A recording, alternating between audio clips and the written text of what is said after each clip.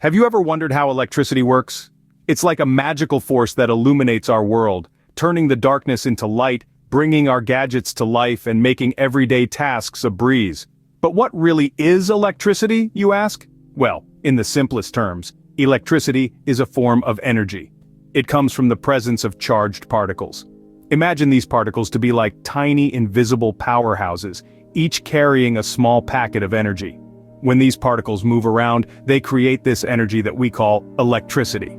It's this energy that lights up our homes, powers our devices, and overall makes our lives a whole lot easier.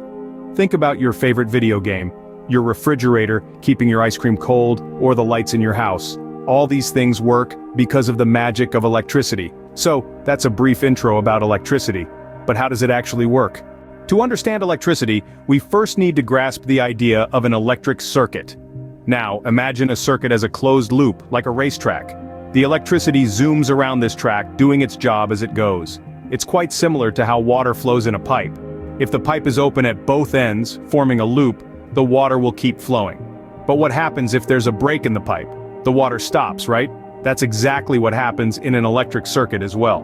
When there's a break or gap in the circuit, like when we turn off a switch, the electricity can't complete its journey. It's like a runner hitting a brick wall on a racetrack. And just like that, the flow of electricity stops. It's important to remember that electricity always needs a clear path to follow without any breaks or interruptions. And that, my friends, is the essence of an electric circuit.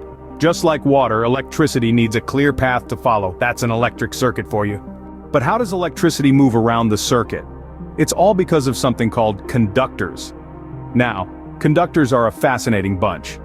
They're like the friendly hosts at a party, welcoming electricity and allowing it to flow freely through them. Most metals, such as copper or aluminum, are excellent conductors. That's why you'll find them in wires carrying electricity all around us. On the other hand, we have the insulators. They're a bit like the grumpy neighbors who refuse to join the party. Insulators resist the flow of electricity through them. Materials like rubber, plastic, or glass are typical insulators. They don't like to mingle with electricity, and that's a good thing. They keep us safe by preventing electricity from reaching places it shouldn't.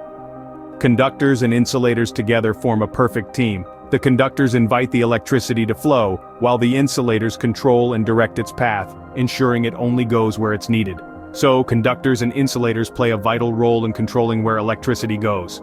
Now that we know how electricity moves, let's understand how it powers our devices. Imagine electricity as a river, and your device as a water wheel. When the river flows, it turns the wheel, making it work. In the same way, when electricity flows through a device, it powers that device. Consider a light bulb. The filament inside acts like a tiny water wheel. When electricity flows through it, it gets so excited that it starts to glow, lighting up our bulb. But it's not just about light bulbs.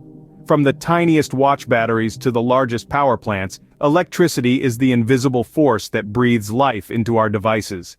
It's like the secret sauce that makes our toasters toast, our radios play music, and our computers connect us to the world. So that's how electricity works, powering our lives and making everything around us work.